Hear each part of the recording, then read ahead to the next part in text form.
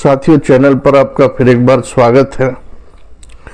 साथियों, कहते हैं कि दोस्ती बहुत महत्वपूर्ण होती है। दोस्ती के मायने बहुत गहरे होते हैं। किसी का कोई सच्चा दोस्त हो तो उसकी ज़िंदगी स्वर्ग जैसी बन जाती है, और किसी का दोस्त अगर गलत हो, गलत संगत हो, बुरे दोस्तों की महफिल हो तो जिंदगी नरक बनते देर नहीं लगती। आजकल सच्चे दोस्त मिलना बड़ा मुश्किल हो गया।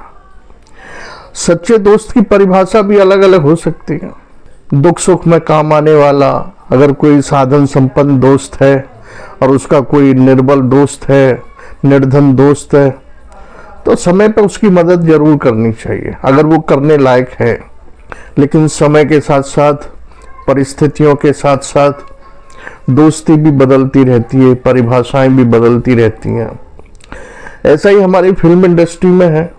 बाला साहब ठाकरे, बम्बई के शेर, महाराष्ट्र के शेर, शिवसेना के संस्थापक प्रमुख। खौफ उनका महाराष्ट्र में एक तरीके से, खौफ आम आदमी में नहीं, उन लोगों में जो उनके खिलाफ होते थे या जो गलत काम करते थे, उनमें एक खौफ रहता था। बाला साहब ठाकरे का, शिव सैनिकों का। बाला साहब ठाकरे की जुबान से निकला एक एक शब्द शिव सैनिकों के लिए भगवान का निकला हुआ शब्द होता था। शिव सैनिक बाला साहब ठाकरे के लिए अपनी जान देने तक को तैयार रहते थे। रजत शर्मा, इंडिया टीवी के फाउंडर और आपकी अदालत को जो प्रस्तुत करते हैं, वो बाला साहब ठाकरे का इंटरव्यू ले रहे थे, आपकी अदालत के लिए सवाल जवाब कर रहे थे। बातों में बाला साहब ठाकरे ने पूछा कि तुमने दिलीप कुमार को भी बुलाया अपनी अदालत में? रजत शर्मा ने कहा, साहब मैं तो बहुत कोशिश कर रहा हूँ, आप तो उनके बड़े अच्छे दोस्त हैं, घनिष्ठ हैं, आप उनसे थोड़ी सिफारिश कर दें तो आपकी अदालत का कार्यक्रम उनके साथ बन जाए, हमारे चैनल की भी थोड़ी वाहवाही हो जाए। ठाकरे साहब बोले, भाई दोस्त तो मैं सभी का हूँ, फिल्मी दुनिया में जितने भी ये सब बड़े एक्टर हैं, हीरोइन हैं, सभी का मैं दोस्त हूँ, मैं किसी का दुश्मन नहीं हूँ। हाँ, एक समय था जब मैं और दिलीप कुमार मुंडेर पर बैठकर बियर पीते थे, चने खाते थे, बातचीत करते थे, कभी राजनीति पर, कभी समाज के किसी सब्जेक्ट पर, कभी देश के हालात पर। लेकिन अब वो समय नहीं रहा। अब मैं भी हूँ, मुंडेर भी है, चने भी हैं, बियर भी है, लेकिन दिलीप कुमार नहीं है। अब दोस्त नहीं रहा। रजत शर्मा ने कहा, तो साहब कैसे बात आगे बढ़ेगी? कि अपने स्तर से बढ़ाओ। मैं जानता हूँ दिलीप कुमार दिल के बहुत बड़े आदमी हैं, बहुत सज्जन हैं, नेक इंसान हैं, वो जरूर तुम्हारी हेल्प करेंगे इस मामले में। तो दोस्ती न जाने कब कहाँ किस स्तर पे जाके टूटने की कगार पर पहुंच जाए, कुछ कहा नहीं जा सकता। स्वार्थ हम लोगों के टकराते हैं, दोस्तों के टकराते हैं।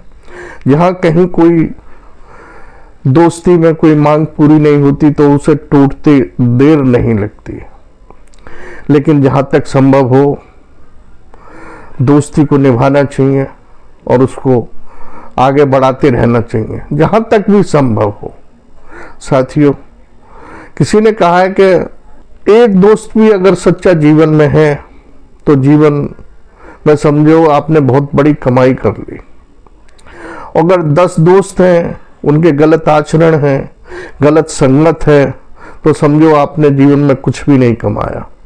एक सद्गुण संपन्न, एक नेक, एक ईमानदार, एक सच्चरित्र, अगर एक भी दोस्त आपके जीवन में है जो आपको अच्छी सलाह दे, आप गलत रास्ते पे जा रहे हैं तो आपको रोकने का प्रयास करे, वही सच्चा दोस्त है।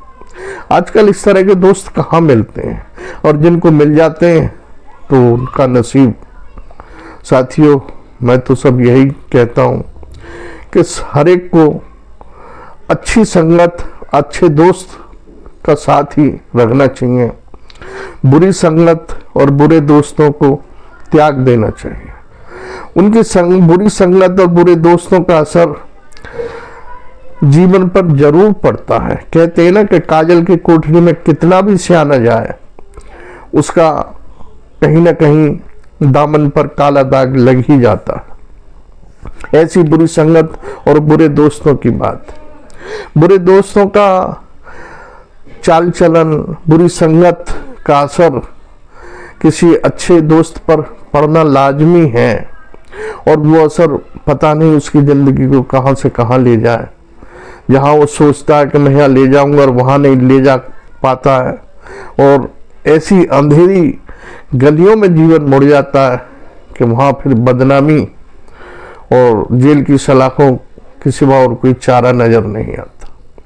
साथियों, आपने वीडियो देखी सुनी, इसके लिए आपका आभार, धन्यवाद।